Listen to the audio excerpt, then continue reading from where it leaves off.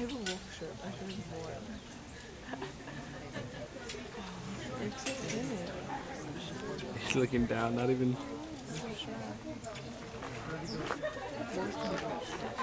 You can, you just need the license. Oh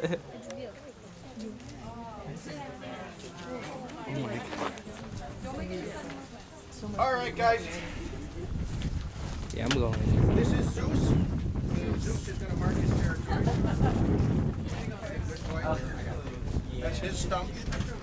And all right, this is Zeus, and Zeus is a North American gray timber wolf.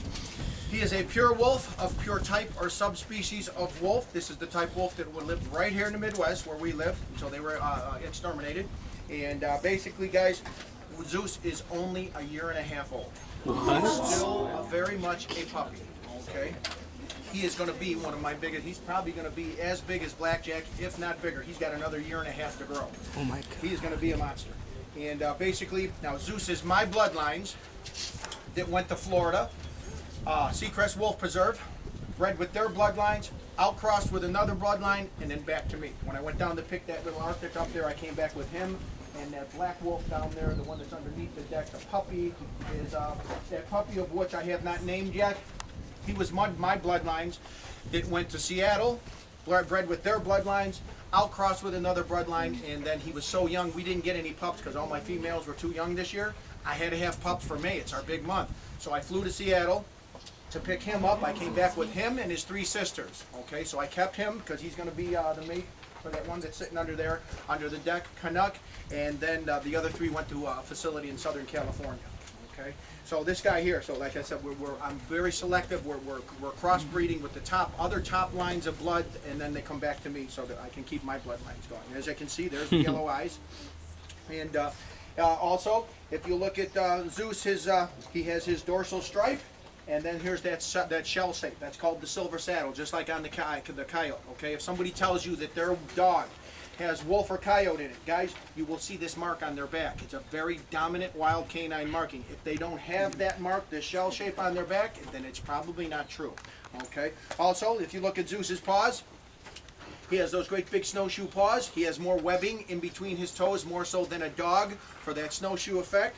He also has those big, powerful claws for traction, for going across frozen lakes, up the sides of ice-covered hills, following the elk and the caribou, looking for that one animal that shows one sign of weakness. That is the one they're after. Okay.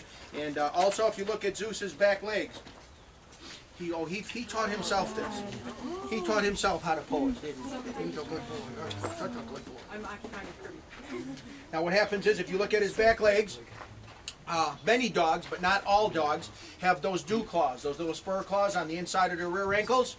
Well, guys, wolves do not have those. So if Zeus had 2 dew claws, 1 dew claw, or if I could feel even a partially developed dew claw, well, that's a guarantee. There's dog in him somewhere down the line. So naturally, he doesn't have those. Also, we're going to show you a beautiful piece there.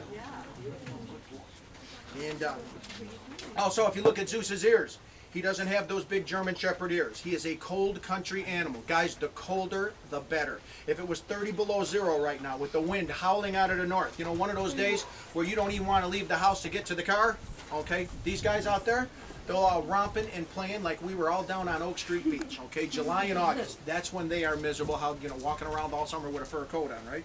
Okay, also, when he turns around there, you'll see the black dot on his tail. That is again called the scent mark. That designates the location of a gland. It is called the tarsal gland. That is his personal identification.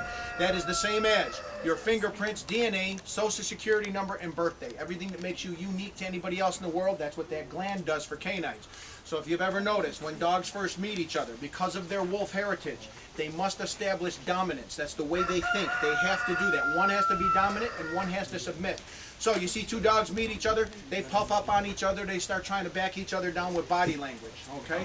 Usually within 5 to 8 seconds, one of those animals